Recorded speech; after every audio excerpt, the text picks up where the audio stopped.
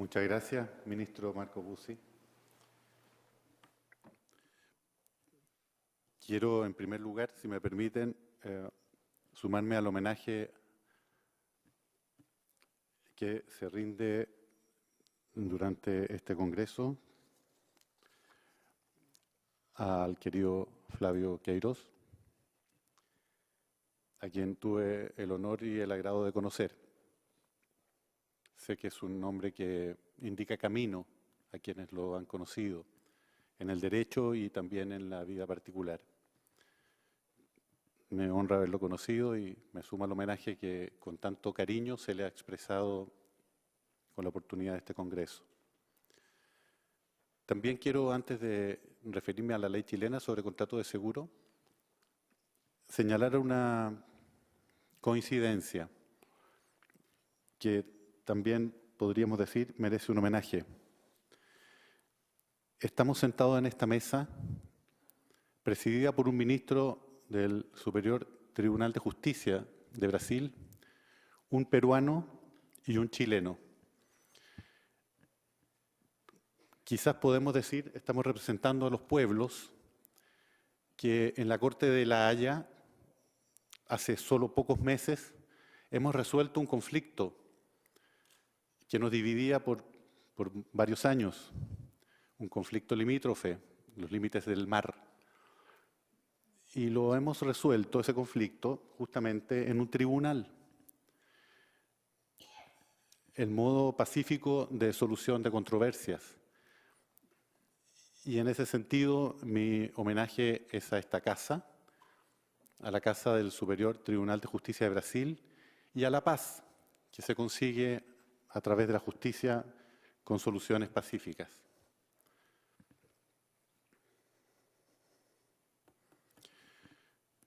Paso ahora al tema que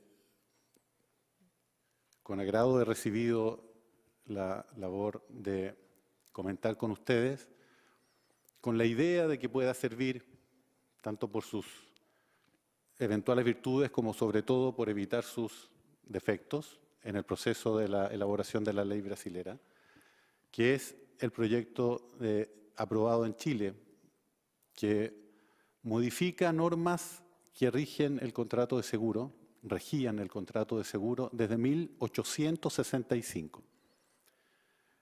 Teníamos una ley muy antigua, no es ningún mérito. Sin modificaciones sobre el contrato de seguro, las normas del Código de Comercio dictadas en 1865 rigieron hasta el año 2013. Recién el 1 de diciembre de 2013 han comenzado a regir nuevas normas sobre contrato de seguro en Chile. Entonces es un espacio inmensamente abierto para la elaboración de, sobre todo, interpretación. Y si puede servir eso en el proceso brasilero, nos alegramos de aportar.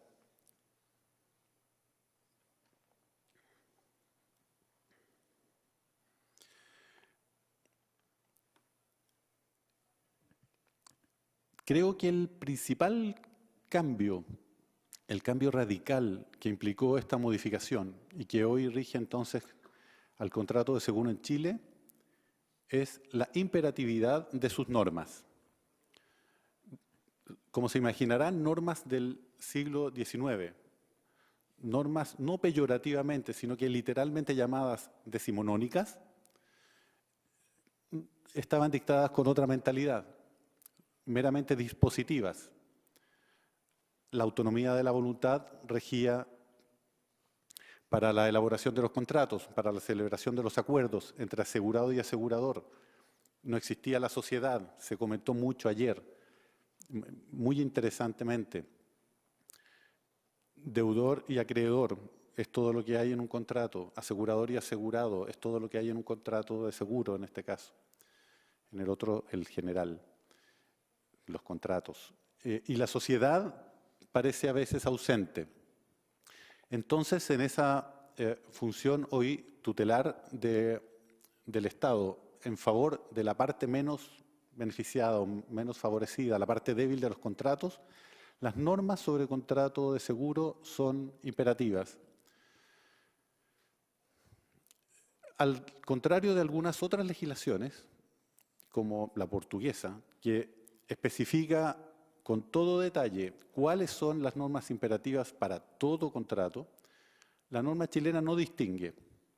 Y por lo tanto podríamos entender en principio que lo serían todas. No necesariamente debemos concluir eso. Pero ¿a qué me refiero con que pudieran ser o no todas las normas imperativas? La ley dice que son imperativas sus normas, pero a su vez establece una excepción, y la excepción son los considerados grandes riesgos. Con esa denominación se les llama en general en las legislaciones de la generalidad de los países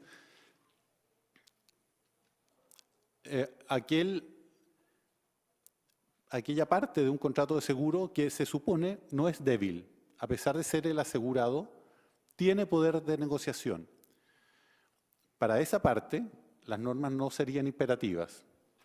La duda de todos modos queda, porque algunas de las normas podrían serlo de todos modos, como es en el caso que comentaba de Portugal, y hay otros, que especifica que las normas no son imperativas para los contratos suscritos con partes aseguradas, parte asegurada gran riesgo. No lo son todas, lo son algunas. ¿Cómo define la ley chilena grandes riesgos?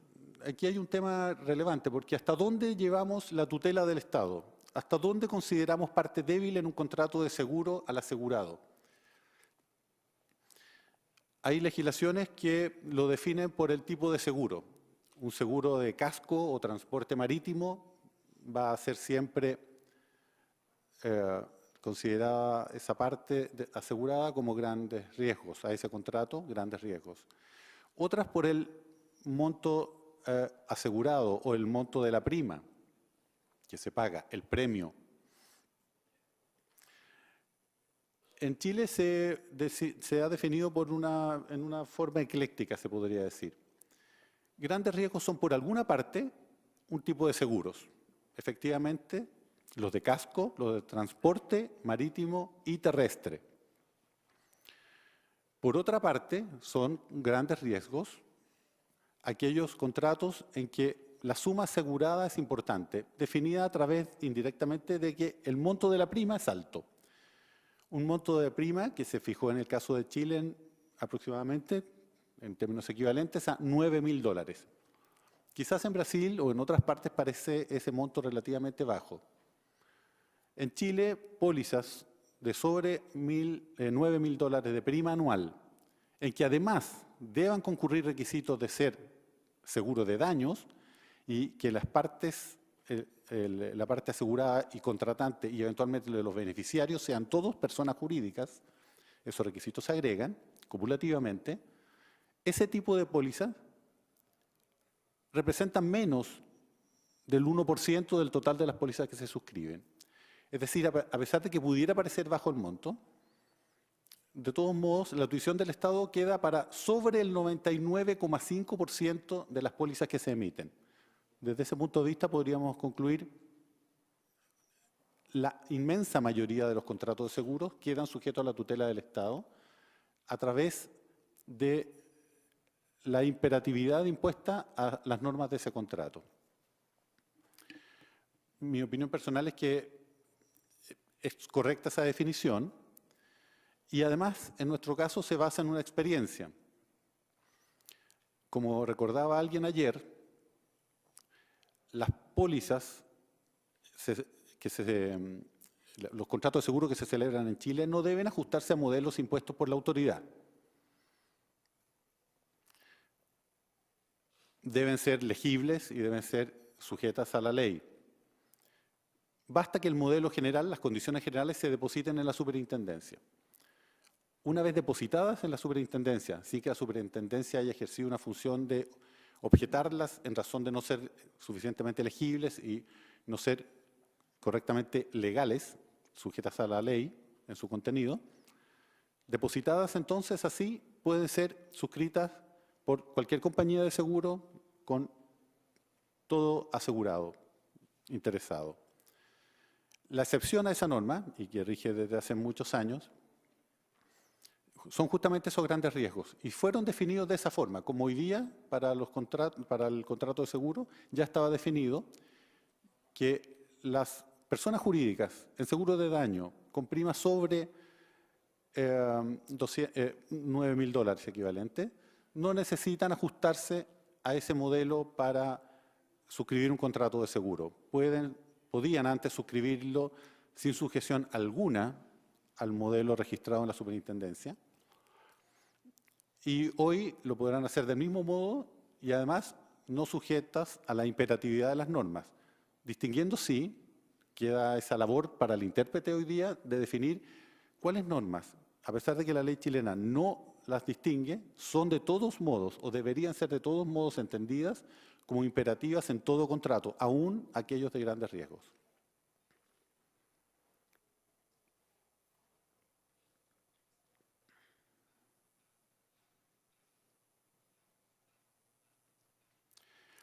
Algunos elementos típicos de nuestra opción de legislación para contratos de seguro. El interés asegurable. Se comentó también en este Congreso ayer. ¿Desde cuándo se exige que el interés asegurable exista? ¿Es necesario que exista en el momento de la celebración del contrato para que el contrato sea eficaz? La norma chilena ha optado por exigir la existencia del interés asegurable en el momento del siniestro.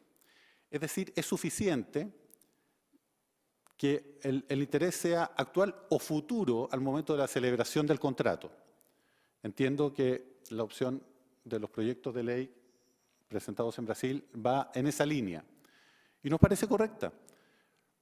Si una persona previsora, buen padre de familia, lo llama el Código Civil a ese previsor, desea que su riesgo esté cubierto o su legítimo interés en un riesgo esté cubierto desde el principio, no debería esperar a que ese riesgo o ese legítimo interés o ese riesgo existiera ya, porque entonces difícilmente lo tendrá cubierto desde el principio.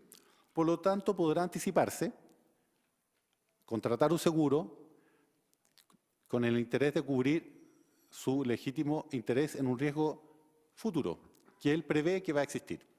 Y en ese sentido la póliza será eficaz, a pesar de que en el momento de la contratación no haya un riesgo actual o un interés legítimo en un riesgo actual.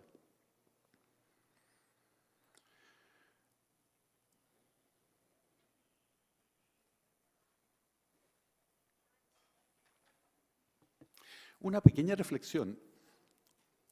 Me he fijado que en Brasil ya desde, al menos, el Código Civil, principio del 2002, si no me equivoco, se hacen referencias muy importantes a la finalidad de los contratos.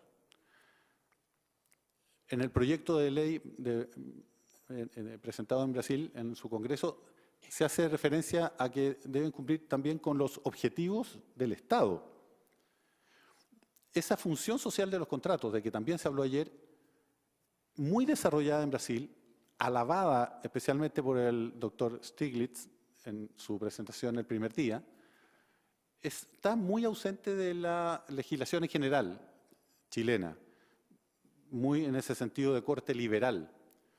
Le gusta a los chilenos considerarse muy jurídicos en ese sentido, muy estrictos en la interpretación de los contratos. Pero la verdad es que la evolución del mundo, países intercomunicados tanto hoy día, hacen que necesariamente avancemos, a pesar de nosotros mismos, podríamos decir, en Chile, hacia una consideración del valor de las cosas, genéricamente hablando, los contratos de seguro entre ellas, dentro de un contexto, dentro del contexto de la sociedad. Entonces ya no se considerará aisladamente a los contratantes, como si fueran los únicos interesados en ese contrato. Pero nosotros damos solo primeros pasos en este sentido. vamos todavía muy atrás en ese enfoque y el caso paradigmático, tal vez en esta regulación del contrato de seguro en Chile, es el caso de la acción directa. Otro tema de mucho interés, me he dado cuenta en este Congreso, ha sido tocado en muchas presentaciones diferentes. Y por lo que he conversado, hay muchas publicaciones sobre acción directa. Tesis de doctorado basadas en acción directa. Bueno, en Chile se propuso, no existía la acción directa, se propuso en el proyecto y fue rechazada por los diputados. La acción directa no quedó consagrada en las normas. Es un caso que podríamos considerar de retraso temporal en el desarrollo de nuestro derecho. Pero no obstante que no quedó establecido, existe al respecto un caso curioso de cómo quedaron estas normas. Permítanme remitirme entonces a la norma que quedó establecida en relación con la acción directa. Les confirmo, fue eliminada, no quedó establecida la acción directa. No obstante,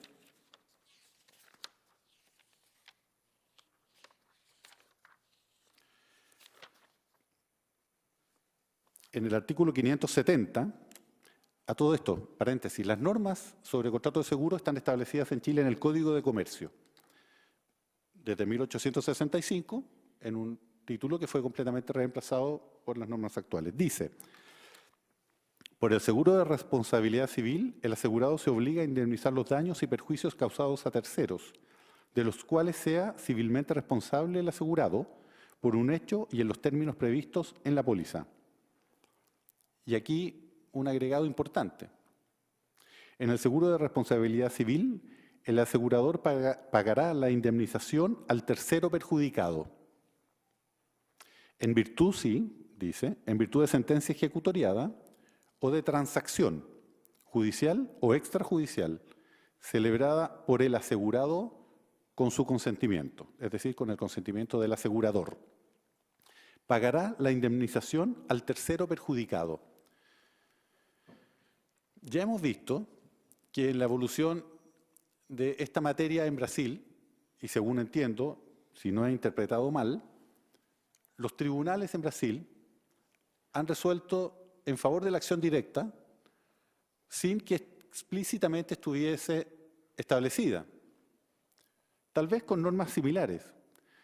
Yo pienso que si bien la historia de la ley va a operar en contra como elemento de interpretación al momento de juzgar si la acción directa procede o no, como sabemos que la ley es una especie de hija ingrata, se olvidará tal vez de su paternidad, tal vez la interpretación de la ley no será el elemento, la historia de la ley no será el elemento de interpretación preferido, y tal vez, eventualmente, en disposiciones como esta, pagará la indemnización al tercero perjudicado, evolucionemos a través de la jurisprudencia, ya que no a través del texto de la ley, hacia una aplicación de la acción directa. Y tengamos entonces, si bien no texto, como nos decía un palestrante ayer, sí norma, a través de parte de texto, parte de interpretación abierta, parte de buscar la finalidad social o la función social como finalidad que tiene o debería tener el contrato de seguro.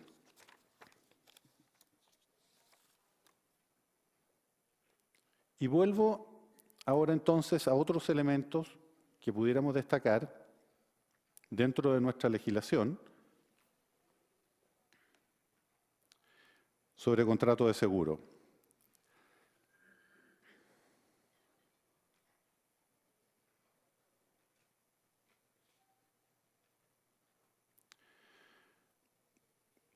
La ley antigua distinguía seguros terrestres y seguros marítimos. Esa era la clasificación de los seguros en Chile.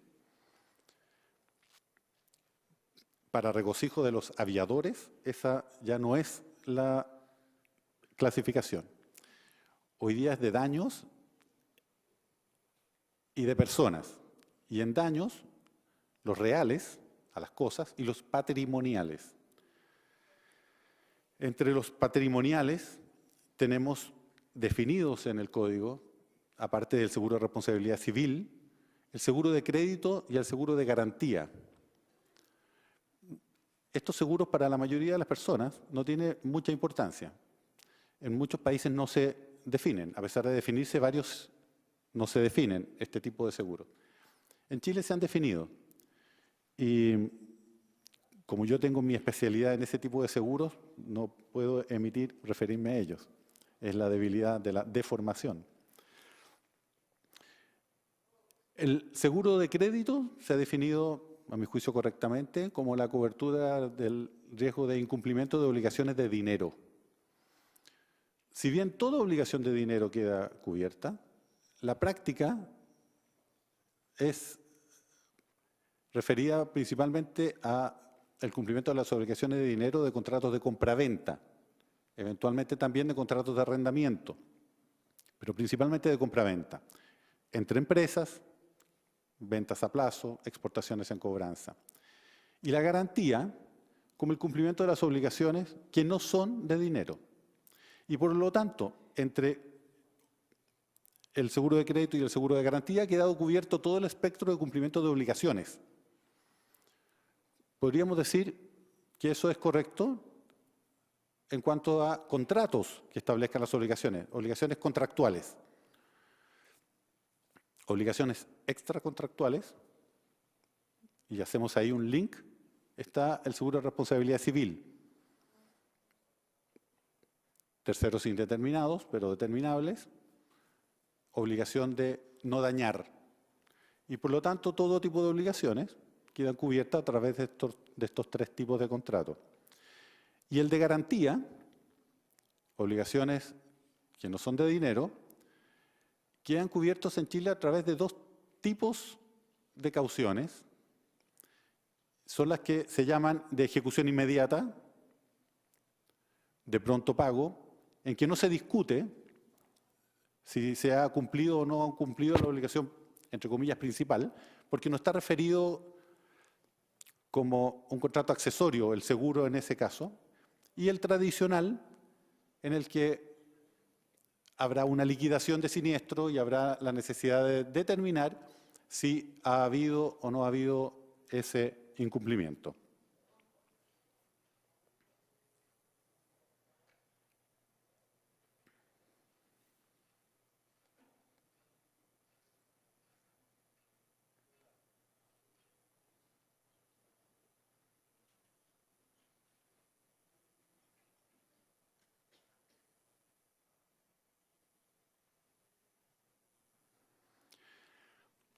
Decíamos que la norma chilena no distingue sobre la imperatividad. Quiero volver sobre un pequeño punto al respecto, y es que hay dos formas de exceptuar la imperatividad. Decir expresamente cuáles son las normas que no son imperativas,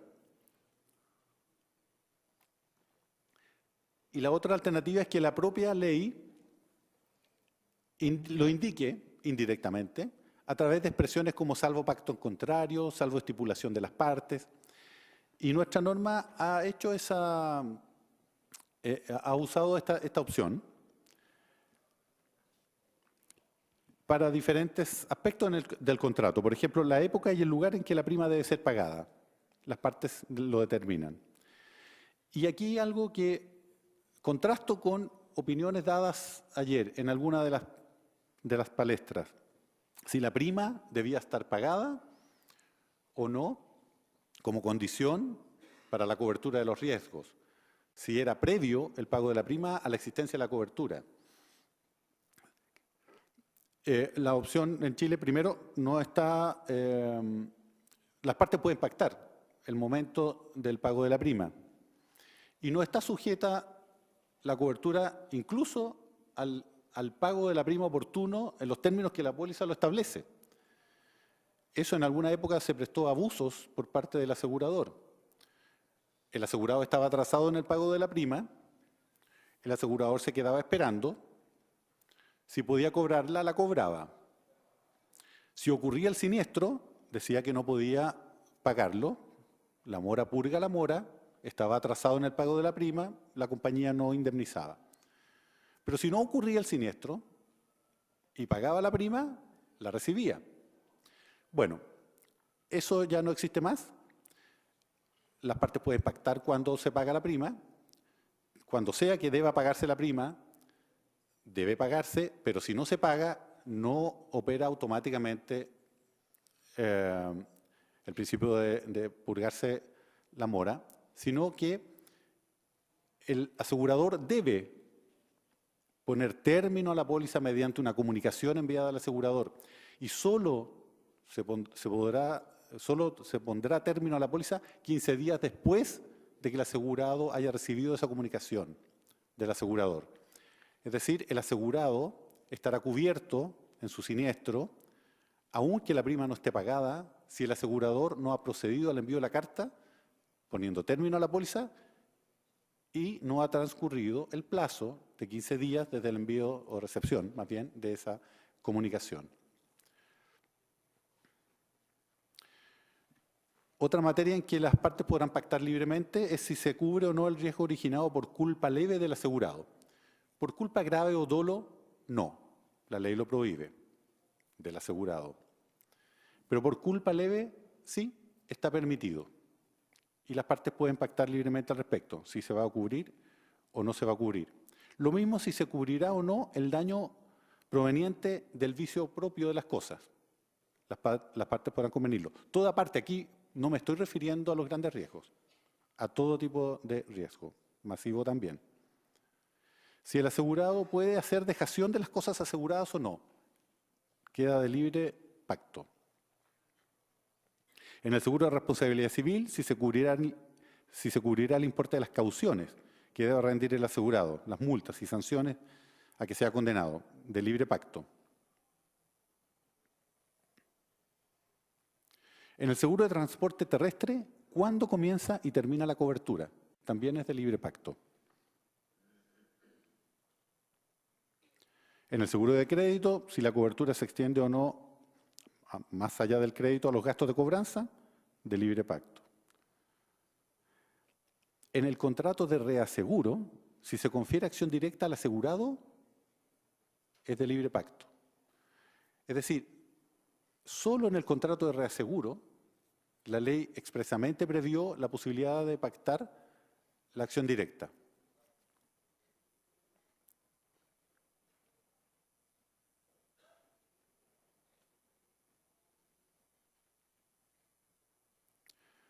¿Desde cuándo queda cubierto el riesgo de suicidio?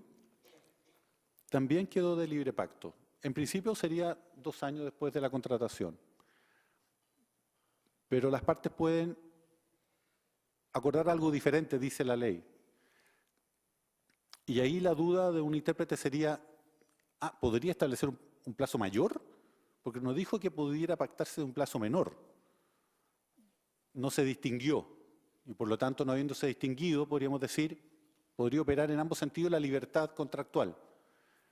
Nosotros pensamos que no, porque la imperatividad, de acuerdo a otra de las normas, 542, entonces una interpretación sistemática,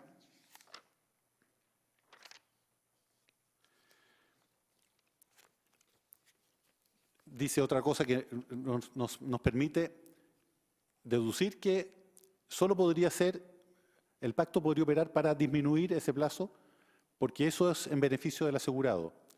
Ampliarlo sería en su perjuicio. El artículo que define el carácter imperativo de las normas. Las disposiciones que rigen al contrato de seguro son de carácter imperativo, a no ser que en éstas se disponga otra cosa, como hemos visto varios casos ya. No obstante, se entenderán válidas las estipulaciones contractuales que sean más beneficiosas para el asegurado o el beneficiario. Entonces podríamos entender que donde es posible pactar, no se pueda pactar necesariamente en cualquier sentido, sino que también en cuanto sea beneficioso para el asegurado. Habrá casos que no serán ni beneficioso ni perjudicial. Ok, en esos casos será de libre pacto en qué sentido se pronuncien las partes. Pero respecto de acortar o alargar la caducidad, el periodo en que no se cubre el suicidio, claramente es de perjuicio para el asegurado si se alargara. Y pensamos que entonces deberíamos interpretar que solo podría pactarse su disminución.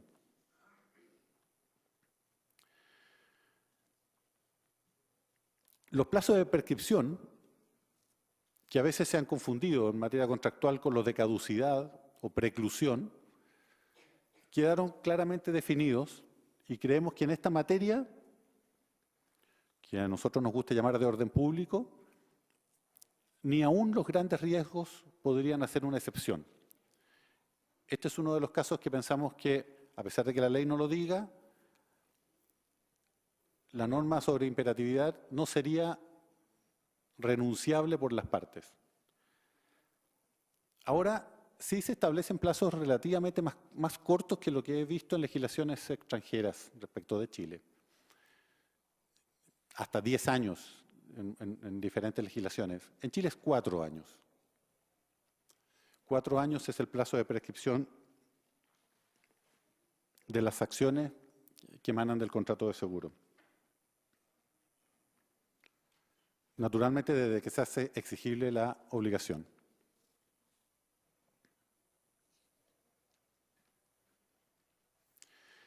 Otra norma nueva para nosotros, el contrato de seguro era solemne, escritura pública o privada. Hoy día es consensual. Siempre que haya al menos un principio de prueba por escrito en el cual puedan fundarse sus condiciones, sus cláusulas. Pero este principio de prueba por escrito puede estar basado en una diversidad inmensa de documentos. Por supuesto sirve el mail, el correo electrónico, incluso la voz grabada para contratos masivos en que se utiliza esa fórmula, los que se contratan vía, por ejemplo, telefónica, la voz grabada también es útil. Y uno podrá decir, bueno, pero después de que se ha formado el consentimiento, de todos modos, el asegurado está obligado a hacerlo y lo hará, el asegurador, perdón, está obligado a hacerlo, emitirá una póliza. Si emite la póliza y hubiera divergencia entre la póliza y los anteriores antecedentes con los que entendemos se formó el contrato, ¿cómo se resuelve? El proyecto de ley hacía referencia a una oportunidad del asegurado para representarle al asegurador las deficiencias de la póliza, en el sentido de que no coincidían con los acuerdos adoptados previamente. Sabemos todos cómo leen los asegurados, cómo leemos nosotros, los abogados, las pólizas que contratamos. Yo la de auto no la leo. Entonces, esa norma que estaba en el proyecto, darle la oportunidad al asegurado para en 30 días informarle al asegurador las correcciones que creía él que debían hacerse al texto de la póliza, porque no coincidían con el acuerdo al que habían llegado, esa norma, por suerte, fue eliminada del proyecto. Hoy día, el asegurador emite la póliza, sí. Sus términos solo le empecen a él, por los años que dure la póliza. El asegurador nunca podrá apoyarse en los términos de la póliza para contradecir los términos del contrato, si fuesen más favorables los del contrato al asegurado y los probara por cualquier medio de prueba legal basado en un principio de prueba por escrito. Entonces, la póliza una vez emitida solo podrá interpretarse en lo diferente al contrato de seguro, basado, como decíamos, en los antecedentes previos, en cuanto beneficia al asegurado. Si lo perjudica, no vale la póliza en su contra.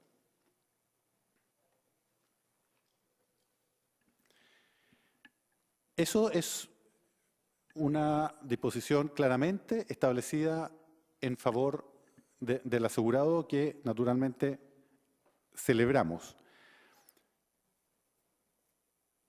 No obstante, eso no es todo. El asegurador, y con esta mención voy a concluir, el asegurador tiene la obligación, eso sí, si no hay un corredor de seguro que intermedia, tiene la obligación de asesorar al asegurado en la contratación del seguro, de ofrecerle las mejores coberturas, los mejores términos para la contratación. Y esa es una obligación muy gravosa para el asegurado, que pasa a tener que ponerse en el lugar de la contraparte en la negociación de un contrato de seguro. Esa norma opera, es plenamente válida, asusta hoy día a aseguradores, preferirán tener un intermediario para librarse de esa responsabilidad.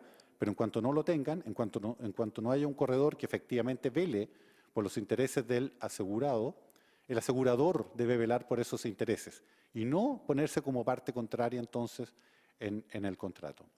Con esto concluyo y quedo abierto hoy y sin prescripción a contestar las preguntas cuando quieran ustedes formularlas. Muchas gracias.